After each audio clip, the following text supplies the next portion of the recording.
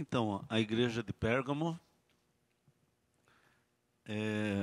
ela estava nessa cidade de Pérgamo.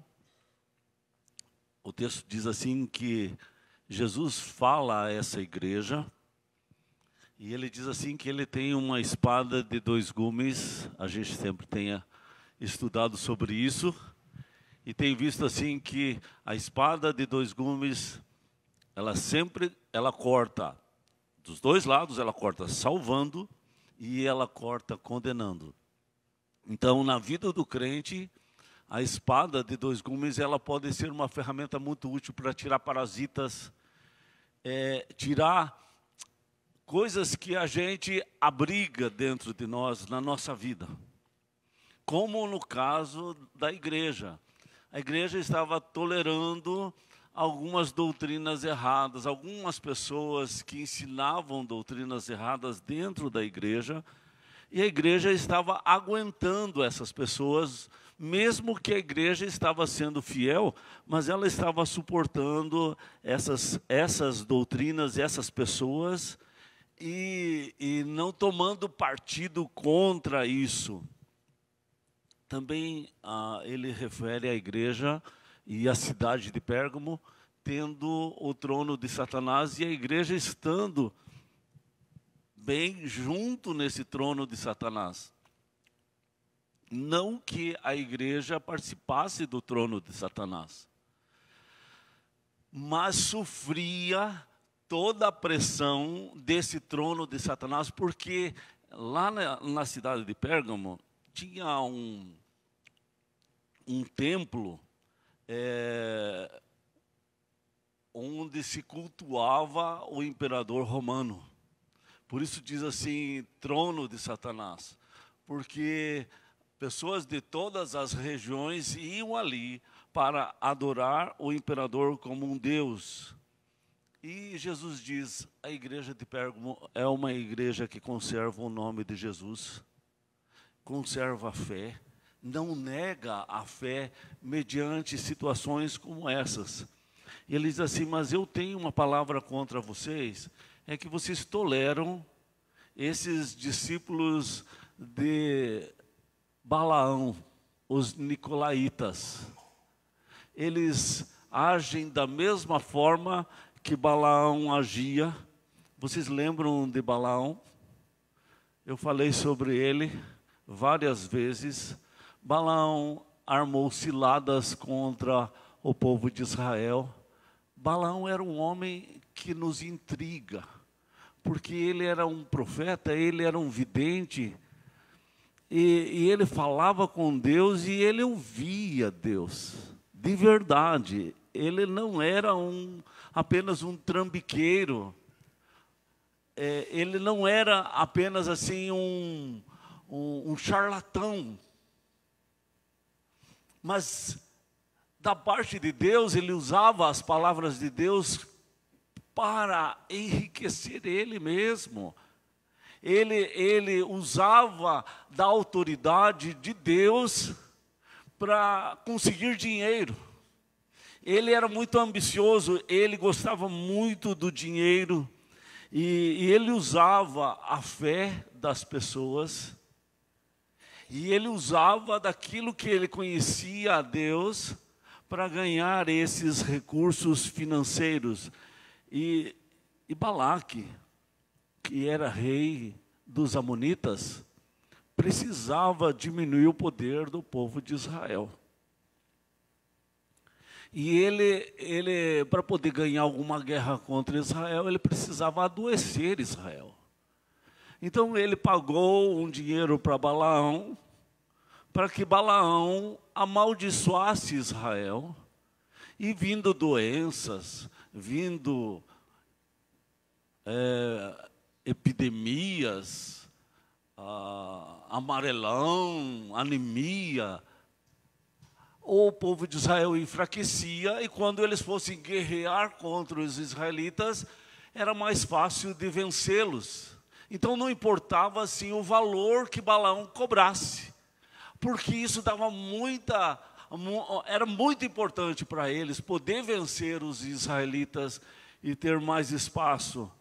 E quando as maldições que Balaão queria trazer para o povo de Israel não pegava, e Deus transformava as maldições em bênção e fazia Balaão abençoar o povo de Israel, ao contrário de amaldiçoar.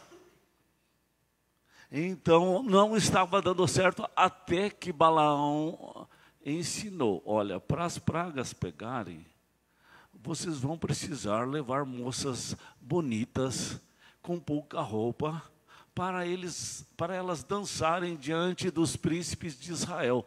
Quando os príncipes de Israel possuírem essas mulheres, as amonitas, então elas vão estar esses príncipes diante de Deus vão estar se prostituindo e vão estar pecando. Então, com o pecado desses príncipes, as pragas vão entrar no povo de Israel. Então, quando um pai peca, ele traz essa praga para os filhos, porque é como se abrisse uma brecha. Quando o pastor peca, também traz praga para a igreja.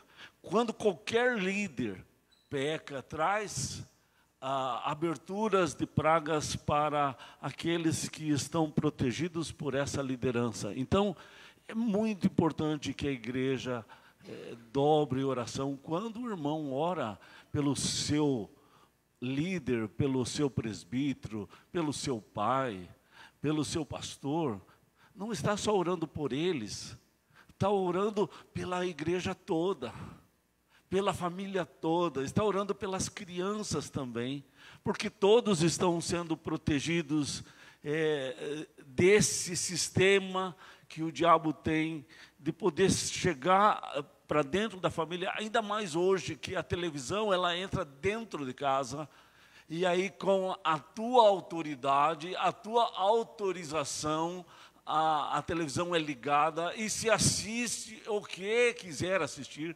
sejam coisas boas ou sejam coisas ruins, sejam coisas de Deus, sejam coisas do inferno, e isso também é um tipo de prostituição, comer coisas sacrificadas aos ídolos, como Balaão fazia. Então, uma coisa que eu queria repetir: ele usa a autoridade de Deus em benefício próprio. Vamos repetir isso? Ele usa. Então ele usa a palavra de Deus, ele usa aquilo que Deus concede a nós em benefício próprio, para ganhar dinheiro. A pessoa diz assim: Deus me revelou, Deus me disse, Deus me falou, Deus me deu um sonho, Deus me deu uma visão, essa doutrina foi Deus que me deu. E assim a pessoa usa para enganar as outras pessoas. Nos dias de Jeremias, quem lê o livro de Jeremias, percebe que Jeremias sofria muito, porque o povo e as lideranças não aceitavam as profecias de Jeremias, não aceitava a palavra de Jeremias, não aceitava as exortações de Jeremias e não aceitavam o próprio Jeremias, tanto que jogaram ele numa cisterna, falavam muito contra ele e diziam: você só fala aquilo que é mal, você não fala aquilo que é bom para nós. E os profetas de Israel só falavam aquilo que agradavam os príncipes. E que nem o mal vai acontecer, nem uma praga vai chegar na tua tenda. Mas Deus tinha dito através do Jeremias que viria a Babilônia, que Nabucodonosor viria, e que só teria uma chance de bênção se eles se rendessem a Nabucodonosor e fossem levados cativos para a Babilônia, que era uma coisa assim impensada.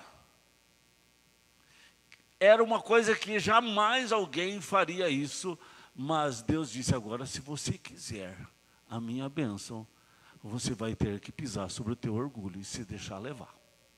E quando vocês estudam a respeito de Neemias, da história de Neemias, da história de Daniel, todas essas histórias, vocês veem, no caso de Daniel não, no caso de Neemias, você vê assim, a miséria que aqueles que por orgulho fugiram, aqueles que foram nas montanhas, foram atrás de outros países para ter abrigo, e não obedeceram essa palavra do profeta Jeremias.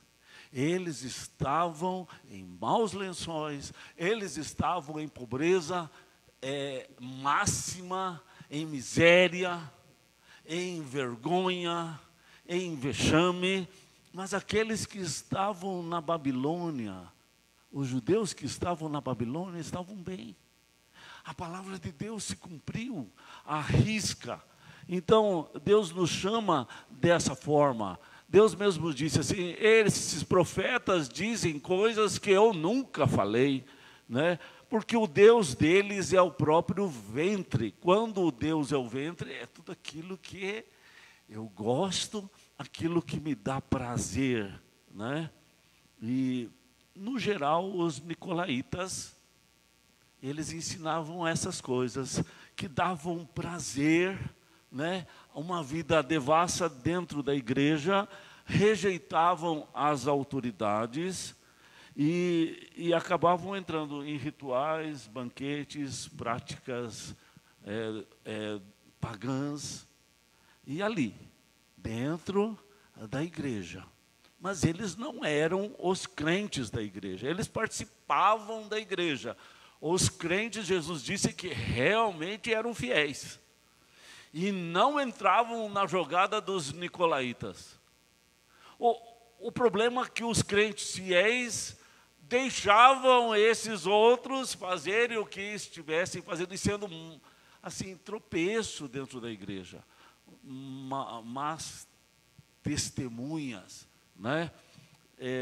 Um exemplo ruim dentro da igreja. E aí Jesus repreende esse sistema. Eu queria também trazer outros exemplos sobre esse esquema de Balaão, esse esquema dos nicolaítas. Vocês lembram também da história de Gideão. Deus deu uma tremenda vitória para Gideão. Os midianitas eram 120 mil que vieram contra eles. E Deus livrou de 120 mil pessoas, soldados, com 300 soldados de Gideão. A vitória foi tremenda e grandiosa. Gideão era um dos juízes na terra de Israel, no tempo que Israel era governado por juízes e não por reis.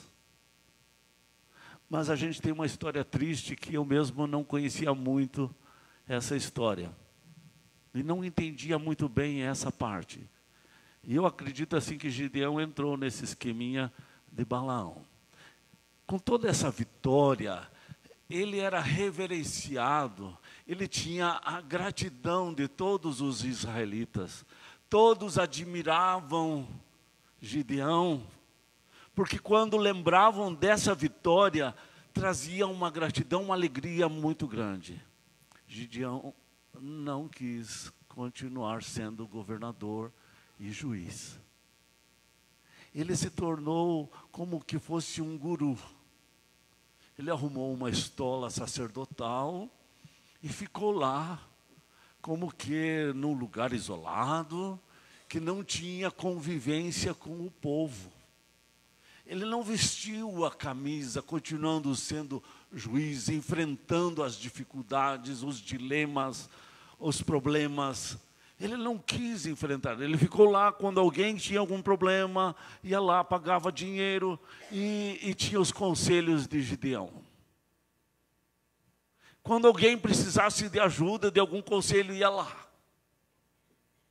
E assim ele viveu na banguela da vitória dos 300 homens.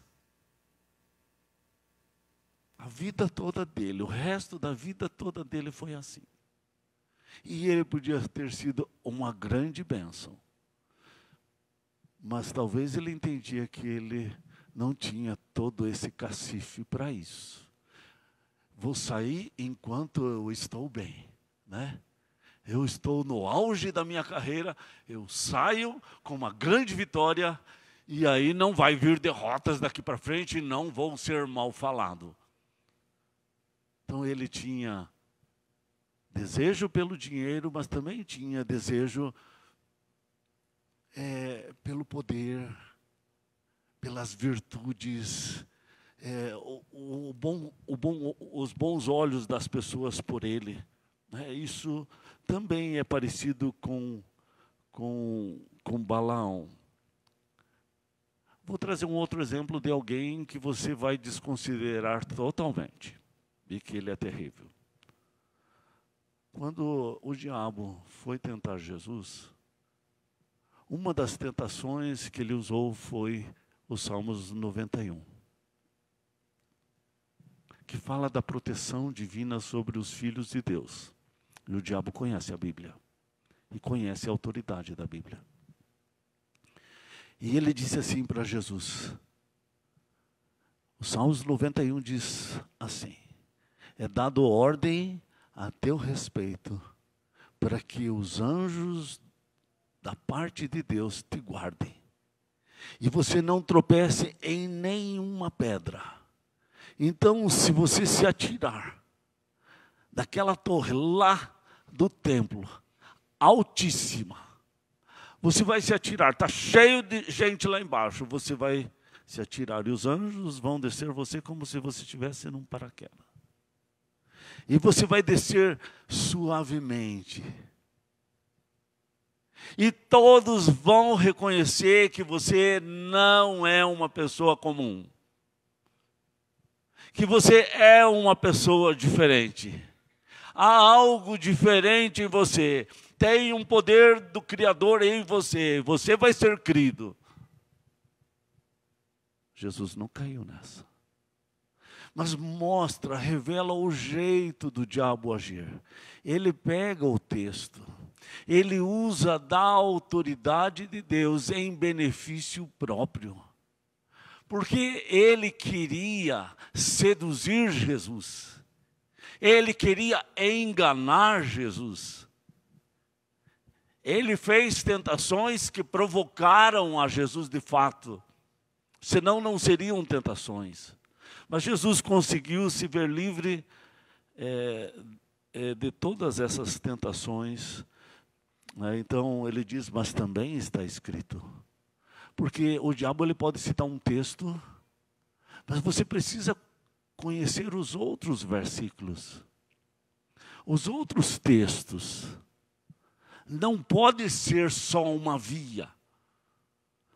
Precisa-se conhecer mais textos para não cair nos enganos de Satanás. Então, esse esquema de Balaão, dos nicolaítas, que estava na igreja de Pérgamo, é um esquema conhecido, antigo já, pela antiga serpente. Né?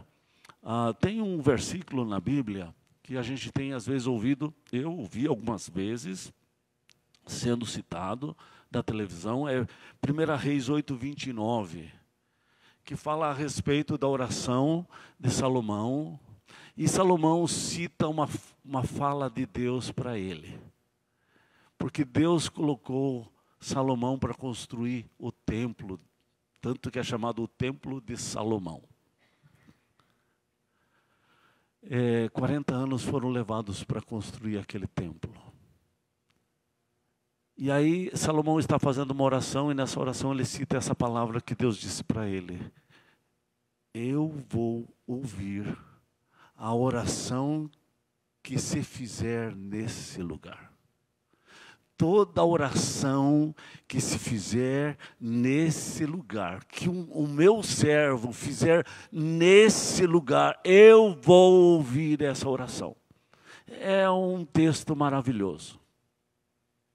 Só que a forma que foi citada na televisão é uma forma bem sacana, bem de Balaão. Por quê? Porque a pessoa que está citando esse texto, ele fez o templo de Salomão, em São Paulo, fez uma réplica desse templo, Claro que o templo de Salomão não tinha bancos, não tinha púlpito. O templo de Salomão não era para reunir gente. O templo de Salomão nada mais é, nada menos é do que o tabernáculo, só que feito em pedras. Então, o templo de Salomão não é para reunir pessoas e nem tem bancos. O verdadeiro templo de Salomão é onde o sacerdote entrava, que tinha aquela bacia para lavar as mãos, tinha o altar do sacrifício lá na entrada, tinha o candeeiro, tinha os pães da proposição, e aí tinha o véu bem grosso, uma cortina muito grossa, que separava esse lugar da parte aonde era o Santo dos Santos, onde tinha a Arca da Aliança, onde tinha simbolicamente a presença de Deus. Então não era um lugar de bancos. Era um lugar que tinha símbolos de fé.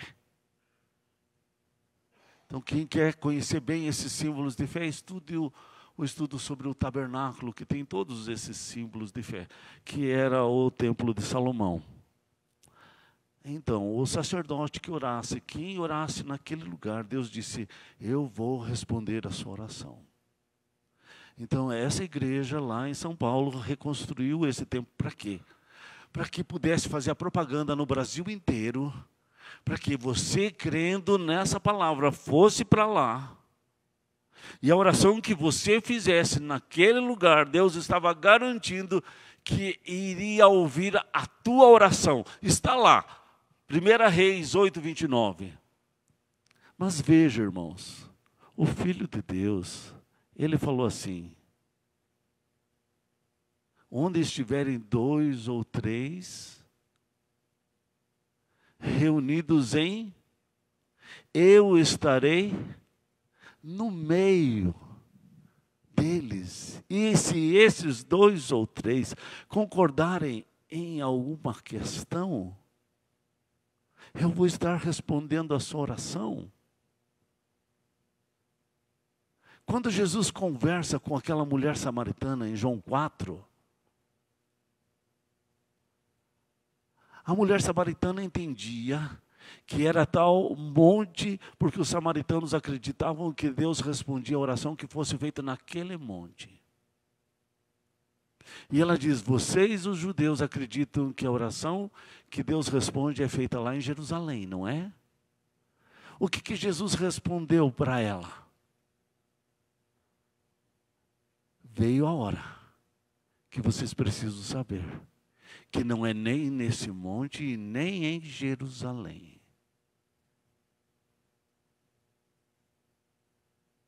Não é nem nesse monte e nem em Jerusalém. Mas Deus procura adoradores que o adorem em espírito e em verdade, porque é onde eles estiverem. Deus vai estar com os seus filhos, com esses adoradores. Veja como muda, a palavra de Jesus é totalmente diferente do que se fala. E muitas vezes o povo de Deus fica ouvindo essas mensagens, fica ouvindo e tolerando. E aí Jesus está dizendo assim, eu venho contra ti. Né?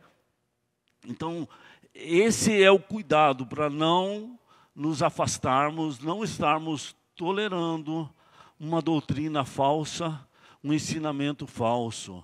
Né? Por exemplo, você é muito pobre, Deus não aceita miséria, porque Deus é o dono de todo ouro e toda prata. Você precisa deixar de estar nessa miséria, porque Deus não é Deus da miséria, Deus é um Pai rico.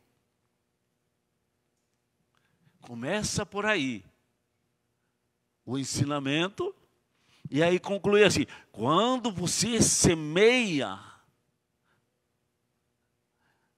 pouco você colhe, mas quando você semeia muito você colhe. Tudo isso está na Bíblia.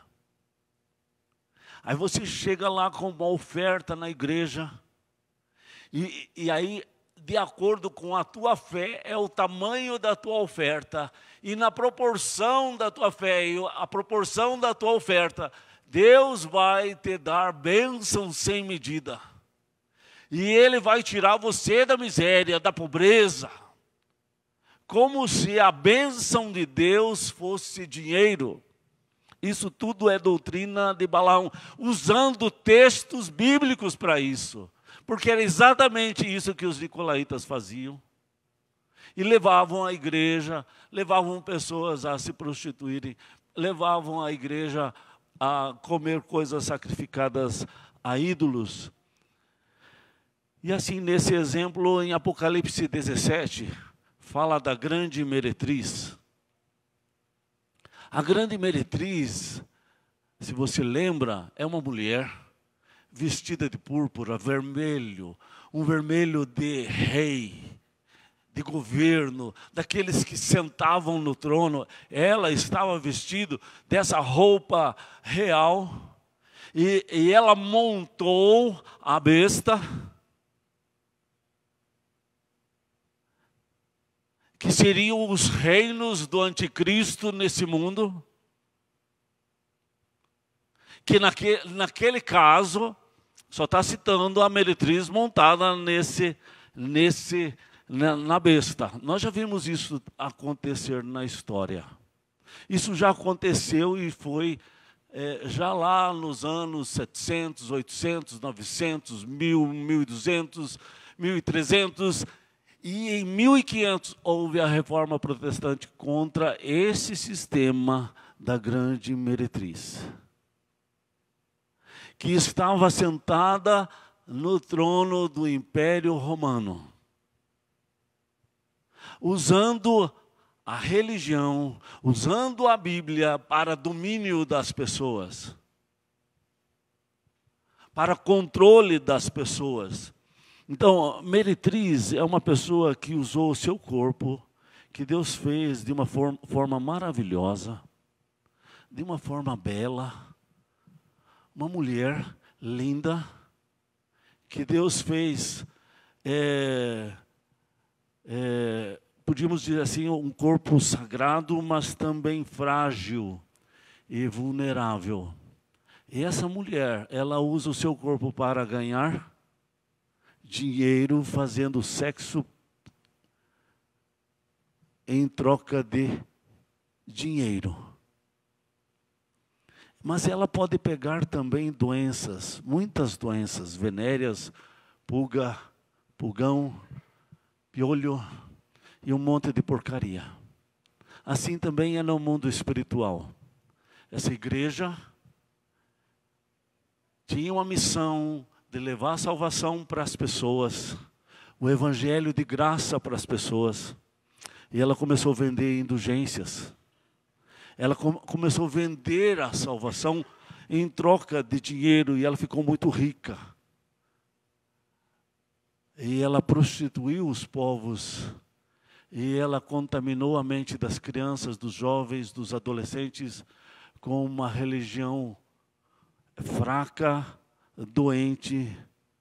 E isso tem acontecido até hoje, não só com aquela igreja, mas com outras igrejas cristãs, como eu citei há pouco, que faz tudo por dinheiro.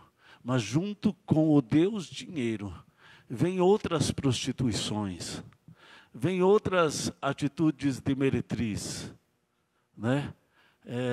Não é somente comer carne que foi sacrificada, ou comida que foi sacrificada a ídolos, mas é amizade com o mundo e não perceber.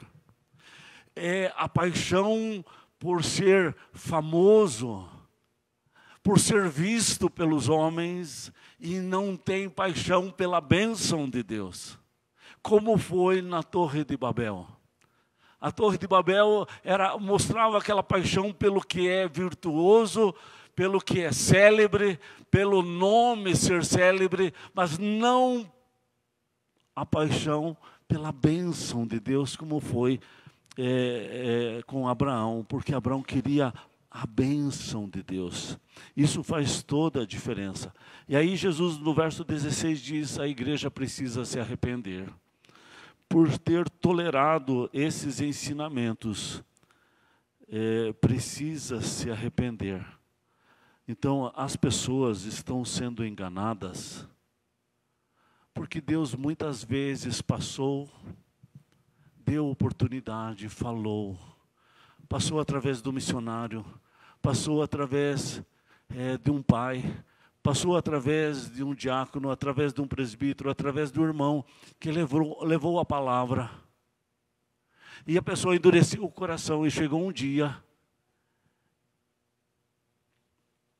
que Deus disse: não tem mais jeito. E daí nesse dia que Deus disse: não tem mais jeito, a pessoa seguiu esse ensinamento falso. Porque há um tempo da oportunidade de Deus. E quando a gente não segue aquilo que Deus está chamando, quando Ele nos chama, Ele diz: enquanto ouvirdes a sua voz, não endureça seu coração. Então, enquanto Ele está falando comigo, eu abro o meu ouvido, eu sigo Ele, então meu coração não endurece. Mas se eu vou atrás de outra coisa, se eu vou assistir Fórmula 1, se eu vou assistir Fantástico, se eu vou dormir, e eu não quero ouvir a palavra de Deus, o coração vai endurecer. Porque abriu mão da oportunidade. Paulo fala em Tessalonicenses sobre a operação do erro. E a operação do erro, Deus manda a operação do erro para que os homens deem crédito à mentira, porque não tinham dado crédito à verdade. É como se Jesus passasse tantas vezes e convidasse você a nascer de novo, e você não quis nascer de novo. Você não quis receber a palavra no coração, você ficou com ela só na mente. No dia que veio a operação do erro, essa semente foi tirada. E aí entrou as trevas e tomou totalmente, porque essa semente ficou aqui, não veio para cá. Então, enquanto a gente ouve a palavra de Deus, não vamos endurecer o nosso coração. E ele diz assim: eu vou destruir os nicolaítas, eu vou destruir os discípulos de Balaão. E você pode ser destruído junto com ele está dizendo. Então se arrependa, confesse o teu pecado, aproveite o tempo da oportunidade. Isso está no verso 16. No verso 17 ele diz: então, se você se arrepender, você vai ter parte no maná. O maná é aquele dia da grande ceia com Jesus. Que Jesus disse: vocês vão participar de uma ceia comigo lá no céu. E eu estou ansioso por essa ceia. E Ele está esperando a gente lá. Mas só entra lá quem nasceu de novo, quem se arrependeu dos seus pecados, quem percebeu a sua tolerância ao Deus Mamon, a outros deuses, e renunciou a esses deuses. E ele fala, além do maná, ele fala assim, que ele vai dar para cada um uma pedrinha branca, e sobre essa pedrinha escrito um novo nome, o qual ninguém conhece, exceto aquele que o recebe, conhece o nome. Essa pedrinha branca era usada como se fosse um documento de garantia que aquele escravo não é mais escravo. E os que conheciam aquela pedrinha sabiam que aquele que está com aquela pedrinha não é mais escravo. E não era mais tratado como escravo. Então, o que Jesus está dizendo assim, eu dou essa pedrinha para o Tiago. Nessa pedrinha está o novo nome que o Tiago vai ter lá no céu. E o dia que o Tiago deixar esse corpo e for lá, Jesus conhece o Tiago, conhece essa pedrinha, conhece o nome dessa pedrinha. E o Tiago conhece também, porque ele recebeu. Então, é uma garantia de que tem um lugar já certinho lá. Tem uma tarefa para você lá. Você não é mais escravo. Você é filho. Você é irmão de Jesus Cristo, né? Ele te chamou para estar na presença dele, para você ser sacerdote com ele. E para você reinar com ele, você vai ter tarefas, responsabilidades de administrador, de cuidado, né? Assim como ele deu também essas tarefas para Adão, de cuidar do que Deus criou, dar nomes às coisas e aos animais e a tudo que Deus criou, e cuidar e guardar da criação, né? Proteger a criação de Deus. Então, Deus tinha dado tarefas especiais para Adão. E essas tarefas vão ser restauradas. Vão ser, como eu posso dizer assim, você vai ter capacidade para exercer essa tarefa que Deus planejou na eternidade para você. Então, enquanto você ouvir a voz de Deus, não endureça teu coração. Segue esse caminho, mesmo que você seja um. E os outros são multidões que estão se perdendo. Mas não desanime, porque você é uma minoria. Porque o dia da vingança do nosso Deus, Jesus vai, com a espada que sai da sua boca, ferir todos os nicolaítas. Ele vai destruir todos os de Balaão. Isso vai acontecer, irmãos. A palavra de Deus sempre se cumpriu. Não é agora que ela vai deixar de se cumprir. Então, mesmo que a gente viesse sofrer por causa do nome de Jesus, oposição, crítica, mesmo que esse caminho seja duro, estreito e apertado, mas ele vai valer a pena. Porque o final dele é garantido, porque tem o selo do próprio Criador. Então, vale a pena a gente entregar a nossa vida, os nossos dias, as nossas horas nas mãos dele, e não sermos levados pelos enganos das doutrinas de Balaão, né, que usam palavras de Deus em benefício próprio. Certo? Muito bem.